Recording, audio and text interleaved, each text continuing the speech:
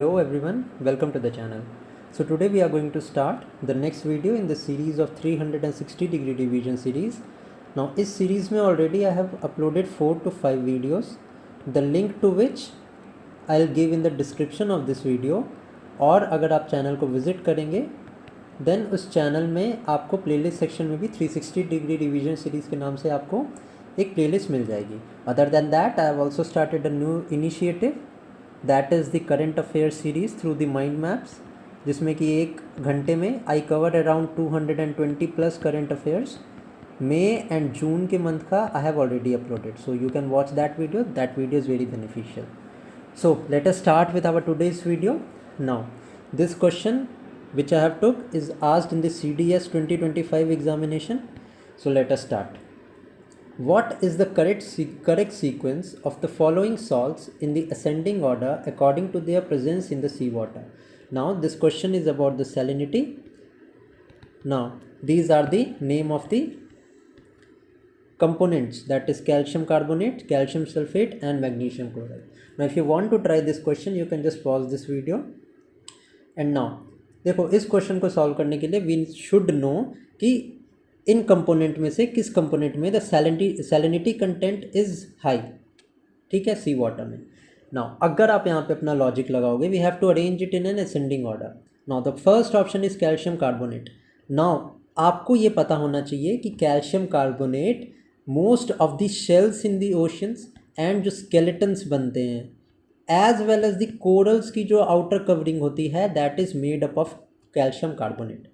तो अगर सैलिनिटी ज़्यादा होगी we know that salt dissolves in water. तो अगर इसमें सैलिनिटी ज़्यादा होगी तो ये ऑब्वियसली डिज़ोल्व करेगा, बट ये तो डिज़ोल्व होता नहीं है क्योंकि this is a hard shell. Hard है, कोरल्स का आउटर शेल है, स्केलेटन्स शेल्स का आउटर कवरिंग होता है which is made up of calcium carbonate. So obviously इसमें जो है सॉल्ट का content will be minimum, that is why तो वो डिज़ोल्व नहीं हुआ ना, that is why it is hard. So यहाँ पे we can straight away come to the 50-50 mark that 3 तो नहीं हो सकता, 2 भी नहीं हो सकता. सबसे कम या the lowest amount of salt will be in the calcium carbonate. Okay, यहाँ से अगर आप गेस वर्क करते हो तो 50-50 चांसेस है कि you will be able to solve this question. Next देखते हैं. अब directly let's go to the magnesium chloride. Now if we talk about the magnesium chloride, the magnesium and chlorine, these are the most abundantly found ions in the sea water. So obviously जो salt का content होगा magnesium chloride में सबसे ज़्यादा होगा. So one ascending order में the calcium carbonate will stand the lowest salt content and magnesium chloride में highest salt content होगा.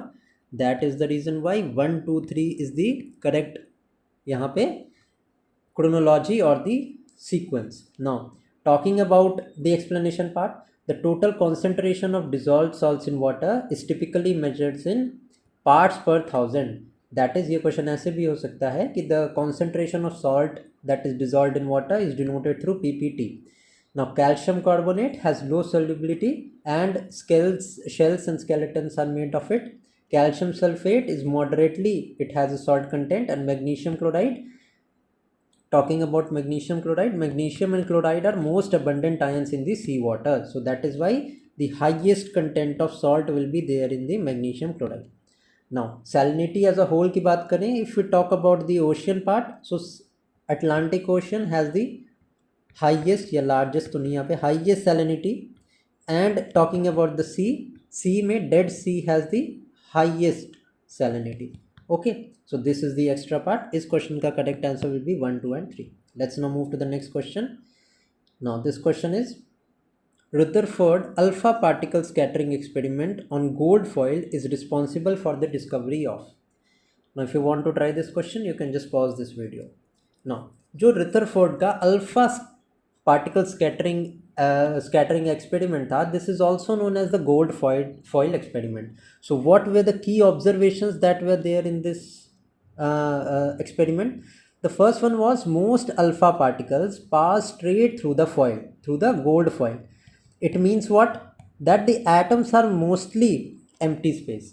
The second observation was some of these alpha particles deflected at small angles. while the positive charge is concentrated in the small region while this deflection is there.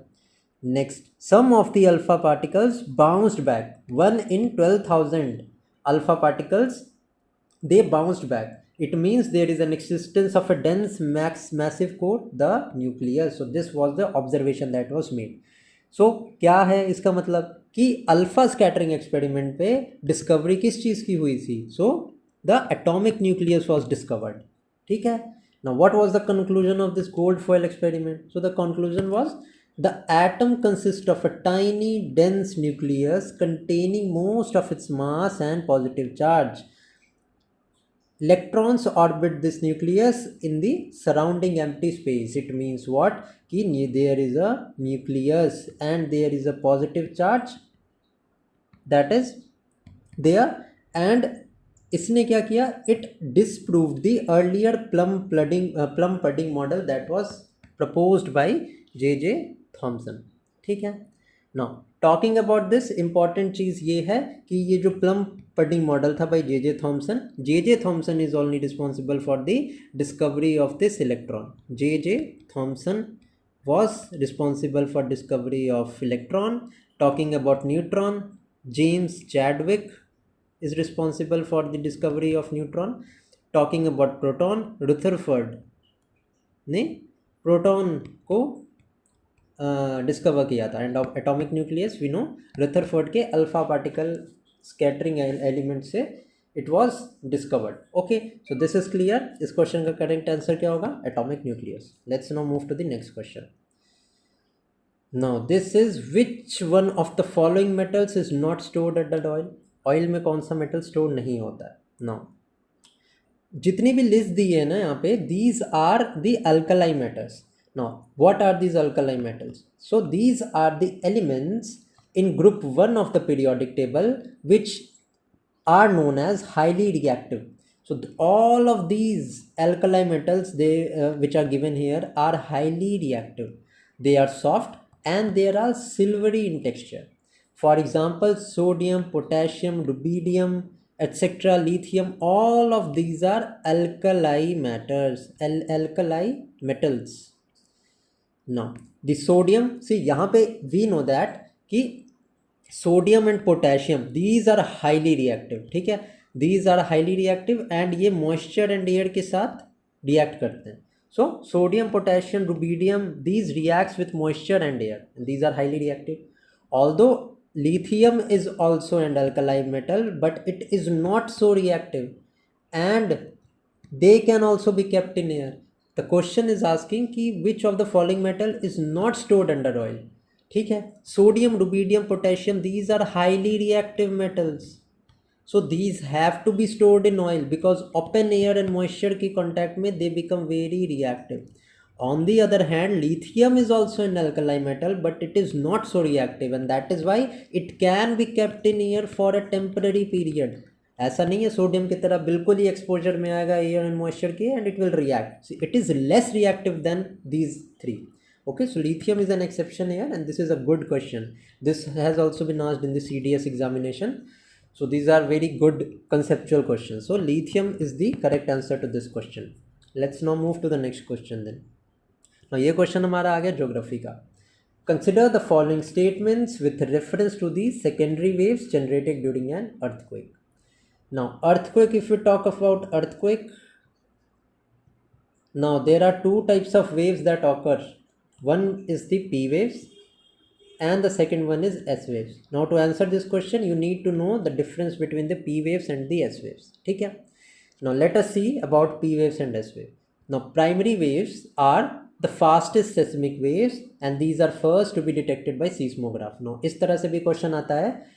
They can give a statement that S waves are the first to be detected by seismograph. So that would be wrong. It is the primary waves. As the name suggests, P waves is primary waves. It means these are the first to be detected by the seismograph. Now these are longitudinal waves. Longitudinal मतलब क्या कि the motion of the flow of these waves are parallel to the wave direction. These are parallel to the propagation. And these waves travel through the solid, liquid and gases, all of the mediums. These p waves can travel, and that is the reason why इसका जो shadow zone होता है of the P waves, it is from 105 degree to 145 degree, ठीक है, क्योंकि इसका shadow zone is between 105 degree to 145 degree. On the other hand, talking about S waves, these are the secondary waves and these are slower than the P waves, and these are transverse waves.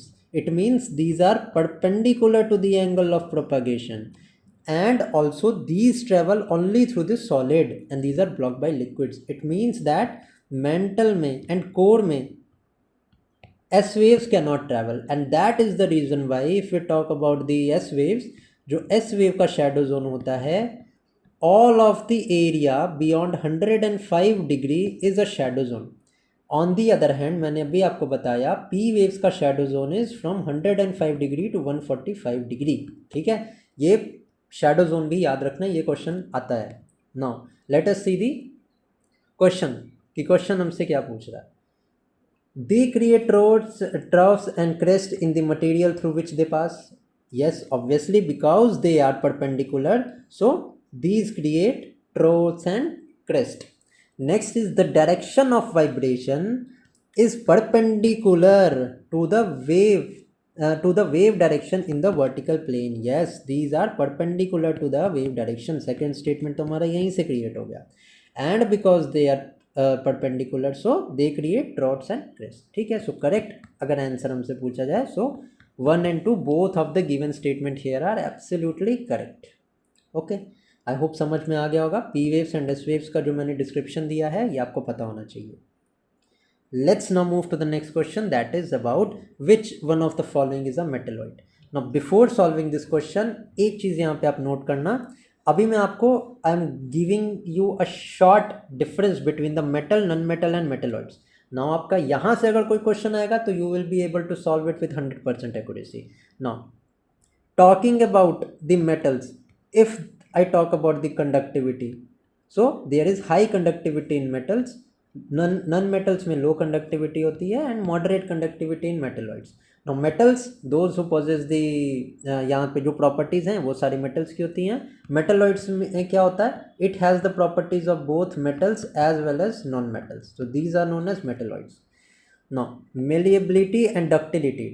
Ductility का क्या मतलब है, क्योंकि कि it can be broken down और they can be hit with a hammer and they can be, they are malleable, मतलब उसको with hammer we can change the shape. So metals में it is present, it is absolutely absent in non-metals, and it is usually absent in metalloids. Now electron behavior की मैं बात करूँ, so the metals lose electron, the non-metals gain electron, and metalloids, because these have the properties of both metal as well as non-metal, these can do either of the both. Now mostly solid, the metals are mostly solid at room temperature, non-metal are gases and solids, and metalloids are always solid at room temperature. Now where are this metal used? So metals are used in wirings and tools, obviously. Non-metals are used in insulation and gases, whereas metalloids are used in semiconductors. अभी आपको अगर example नहीं भी पता है metal, non metal and metalloid का, use in technology से आप ये डिटरमाइन कर सकते हो कि इसमें से कौन सा आंसर होने वाला है. अभी कोक, आयोडीन, शुगर अगर आप देखो, सो इन सब का यूज़ सेमीकंडक्टर में होता है क्या? बिल्कुल भी नहीं होता है. तो होता किसका है? ऑब्वियसली जर्मेनियम का यूज़ होता है. कोक भी सेमीकंडक्टर में यूज़ नहीं होता है, आयोडीन, शुगर तो बिल्कुल ही नहीं होता है. तो यहाँ से भी metalloids are generally used for making the semiconductor. Now semiconductors are used for making ICs, okay, integrated circuits that are used in the space tech. These are used in modern day technology, car technology. So these semiconductors are very much important in use, and that is why ये question पूछा है यहाँ पे. So talking about this question, इनमें से कौन सा metalloid है? So obviously germanium is a metalloid. Talking about the metals, some of the examples I can give you here. Metals हमारे कौन कौन से होते हैं? आयरन होता है, कॉपर होता है, एल्युमिनियम है हमारा, उसके बाद में जिंक है. सम ऑफ द नॉन मेटल्स की मैं बात करूं, नॉन मेटल्स की बात करूं तो oxygen is a non metal, then nitrogen is a non-metal too. Other than that, sulfur and then chlorine is a non-metal. Talking about the metalloids, so हमारा boron, silver, arsenic, antimony, and we have seen here यहाँ पे germanium. All of these comes in the category of metalloid. So I hope कि यहाँ पे इस chart से आप differences याद कर सकते हो, and if you don't know the examples then also you can solve the question. ठीक है. So is the correct answer to this question. Let's now move to the next question. Now अब एक question देख लेते हैं हम bio के part का. Now which one among the following is not a micronutrient for plant. So there are two types of mainly nutrient for the plants. One is the macronutrient and another one is the micronutrient. So what are these macronutrients? Because these are required in the large amounts. These are the building blocks of the plant growth and development. Example: nitrogen, phosphorus, potassium, calcium, magnesium, sulfur, carbon, hydrogen, oxygen. All of these are the macronutrients. Talking about the micronutrients, these are required in trace amounts, and the question is asking which of the following is not a micronutrient. मतलब इनमें से कौन सा is a macronutrient. So iron is a micronutrient. So ये तो answer नहीं हो सकता. Zinc, copper and then manganese आ गया हमारा. Manganese is also not a micronutrient. It is a micronutrient. Then आ गया boron, molybdenum, nickel, chlorine. Chlorine is also a micronutrient. यहाँ पे हमने देखा magnesium is a macronutrient. So which of the following is not a micronutrient. So we have our answer magnesium is not a micronutrient. ठीक है. सो I hope यहाँ पे एक mnemonic भी दिया है. चॉपकिंस CAMG, C Hopkins cafe mighty good. This is a mnemonic to remember this micro and macronutrient वाला पोर्शन का. ठीक है. तो ये आप ध्यान देख सकते हो. If you found that beneficial, मुझे मिला तो मैंने यहाँ पे इंक्लूड कर दिया. So the correct answer to this question is magnesium. Next है हमारा अबाउट द इन्वायरमेंट का क्वेश्चन. सो ये एक ऐसी सीरीज़ है ना जिसमें मैं आपका साइंस, आपकी पॉलिटी, आपकी ज्योग्राफी, आपकी इन्वायरमेंट, आपका इकोनॉमी, सारे पोर्शन को मैं कवर करता हूँ. That is why this series is known as 360 degree revision series. ठीक है. Now, ozone hole is a region over Antarctica caused mainly by the CFC gases. Antarctica caused by mainly the carbon dioxide gas. The Arctic caused by CFC gas. The Arctic caused by mainly carbon dioxide. So, what is a ozone hole? So, ozone hole refers to a region of severely depleted zone in the stratosphere over Antarctica, especially during the southern hemisphere spring season. Southern hemisphere के spring season में ये एक hole बन जाता है which is not obviously a visible hole नहीं है, but this holes is there in the stratosphere in Antarctica. So यहाँ से तो हमें ये क्लियर होगा कि ये होल आर्टिक में तो नहीं है, अंटार्कटिका में है. ठीक है. Now what is the reason, क्या है behind the ozone hole? The reason is of the chlorofluorocarbons and halogens. These are man-made chemicals that are used in the refrigeration, aerosols and the insulation industry. These chemicals, that means the CFC, these release chlorine and bromine atoms in the stratosphere. These atoms catalytically destroy the ozone molecule, each capable of breaking down thousands of ozone molecules. ठीक है. तो ये CFCs, these release chlorine and the bromine atoms which deplete the ozone as the tropospheric level को ये breach कर देते हैं, and that is the reason why the UV rays of the earth without getting filters it enters the atmosphere of the earth. ठीक है. Now there is another phenomenon which happens due to this ozone hole depletion, that is the formation of the polar stratospheric clouds. Now these clouds obviously form over the Antarctica winter and trigger chemical reaction that activate chlorine for ozone destruction. ठीक है. As the chlorine and bromine atoms these forms in the stratosphere, so Antarctica में in cold winter एक chemical reaction trigger होता है जो कि chlorine को activate कर देता है and obviously it depletes the ozone. So यहाँ पे clear हो गया हमारा. सबसे पहले तो ozone hole is there over Antarctica and it is mainly caused by the CFC gases. So uh हमारा यहाँ पे करेक्ट आंसर हो जाएगा. आई होप कि ये क्वेश्चन आपको समझ में आ गया होगा एंड आई होप कैसे ओजोन लेयर डिप्लीट होता है ये भी आपको समझ में आ गया होगा. So let's start with the another question now. Now this is which among the following statement for the gases mentioned is not correct. कौन सा करेक्ट नहीं है यहाँ पे, तो चलिए देखते हैं. अब पहला स्टेटमेंट हमारा क्या है, I will write the explanation part here only. अब हाइड्रोजन हैज़ 3 आइसोटोप्स.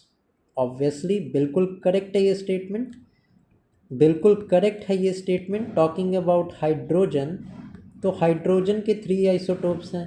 अब वो which are these, so this is protium, this is deuterium and the next one is tritium. अब protium it does not have neutron, deuterium में there is 1 neutron and tritium में there is 2 neutron and this is radioactive. So the radioactive isotope of hydrogen is tritium. ठीक है.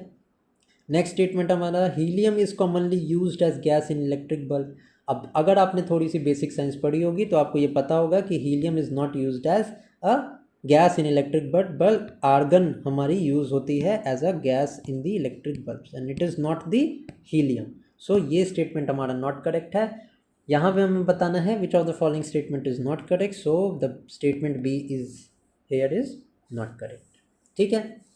Oxygen is use to burn the fuel in the rocket, ये तो absolutely correct है. And nitrogen can be use in gaseous forms to replace air in the food packaging. Yes, nitrogen based packaging होती है. Chips वगैरह जो होते हैं हमारे पैकेट्स, चिप्स के पैकेट्स, उनमें नाइट्रोजन ही फिल किया जाता है. ठीक है. सो डी हमारा, C and B, A, all of these are correct. The statement B is not correct. So this will be the correct answer to this question. Next देखते हैं हमारा स्टेटमेंट कौन सा है. Which of the following dimension is not included in the Human Development Index? अब Human Development Index की मैं बात कर रहा हूँ. 2025 की रिपोर्ट आ गई है. आपको मुझे कमेंट सेक्शन में बताना है कि इंडिया का रैंक कौन सा है. आपको ये पता हो सकता है आपने पढ़ा हो. अगर आपने नहीं पढ़ा है तो जून 2025 का जो मैंने करंट अफेयर्स अपलोड किया है वहाँ आई हैव इलेबोरेटेड इट, तो आप वो वीडियो देख सकते हैं. अदरवाइज आप मुझे कमेंट सेक्शन में बताएं कि what is the India's rank in the human development index of 2025. कौन सी कंट्री ने टॉप किया है ये भी आप कमेंट सेक्शन में बताएं. And human development index is released by which organisation, ये भी आप 3 क्वेश्चन मुझे कमेंट सेक्शन में बताएंगे. ठीक है ना. यहाँ पे है which of the following dimension is not included. So let us see. Human development index is a composite measure. यहाँ तो खैर मैंने आंसर दे ही दिया थर्ड क्वेश्चन का कि रिलीज़ कौन करता है. So it is developed by the United Nation development programme to assess a country's average achievements in their key dimension of human development. अब 3 कंपोनेंट्स होते हैं that is included in the human development index. सबसे पहला health. Health के regarding क्या होता है, life expectancy at birth, life expectancy at birth.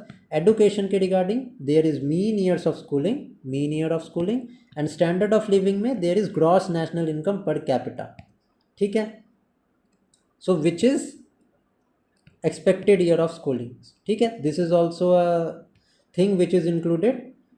तो ये हमारा, ये देखो 2 पॉइंट है यहाँ पे, mean year of schooling and expected years. तो these 3 points are included in calculating the human development index. Mortality rate यहाँ पे इंक्लूड नहीं होता है. तो करेक्ट आंसर क्या हो जाएगा, mortality rate is not included in calculating human development index. So D is going to be the correct answer to this question.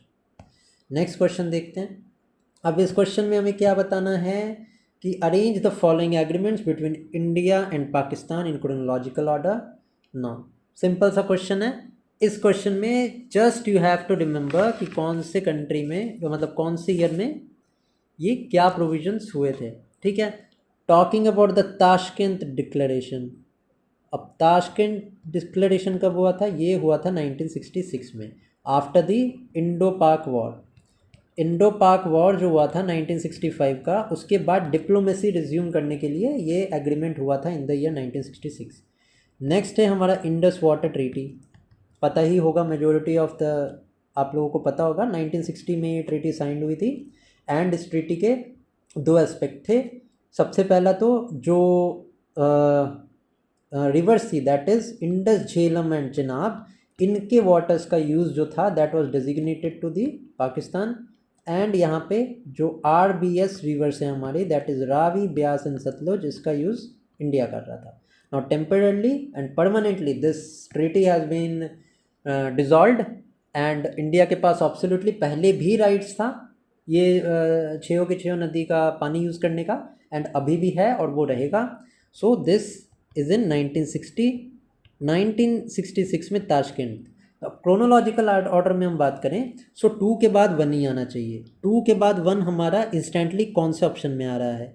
इसमें तो नहीं आ रहा है, इसमें भी नहीं आ रहा है, इसमें हमारा आ रहा है, एंड इसमें भी नहीं आ रहा है. तो यहाँ से अगर हमें 2 का भी पता होगा ना कि ईयर, अगर हम 2 का भी जानते होंगे, so we can easily solve this question. अब let's see the third option is well. Agreement on the prohibition of attack against each others nuclear installations and facilities. ये एग्रीमेंट हमारा 1988 में साइन हुआ था. And agreement on reducing the risk from accident relating to nuclear weapons, this was signed in the year 2007. So correct answer हमारे यहाँ पे सी ही होने वाला है. ठीक है, so C is going to be the correct answer to this question. I hope you have understood this. Next move करते हैं towards our next question, that is which of the following peaks are situated in India. अब मैं इसको यहीं पे आपको explain कर देता हूँ. इन दिस क्वेश्चन हमसे पूछा है which of the following peak are situated in India.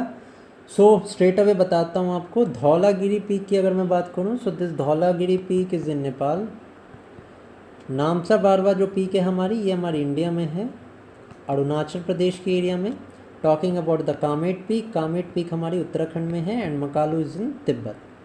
Now 1 हम स्ट्रेट अवे एलिमिनेट कर देंगे एंड 4 भी हम एलिमिनेट कर देंगे. तो यहाँ से भी हम करेक्टली अपने आंसर पे आ सकते हैं, दैट इज़ 2 एंड 3.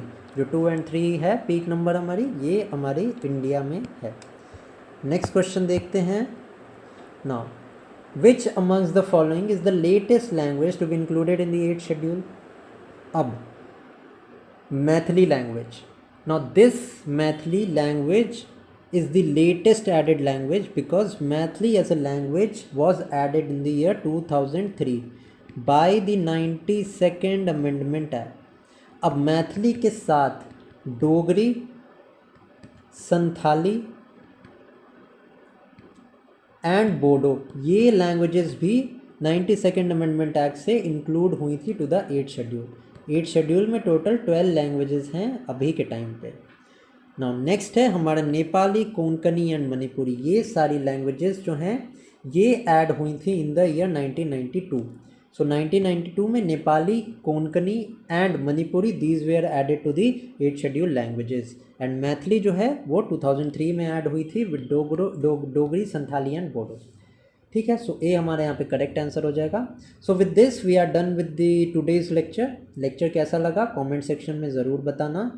लाइक कर देना वीडियो को, and thank you for watching the video and keep studying.